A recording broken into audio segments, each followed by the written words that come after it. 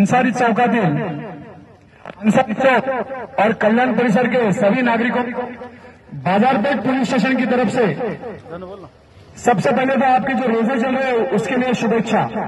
आप सभी लोगों के अच्छे गुजरे और अल्लाह का मुराद पूरी करे। साथ में हम दरख्वास्त करेंगे, आप जो नमाज अदा करते हैं अल्लाह ताला से गुजारिश कीजिए कि ये जो कोरोना गए साल से हमारे लोगों को लेके जा रहा है, तकलीफों में डाल रहा है, वो दूर करे।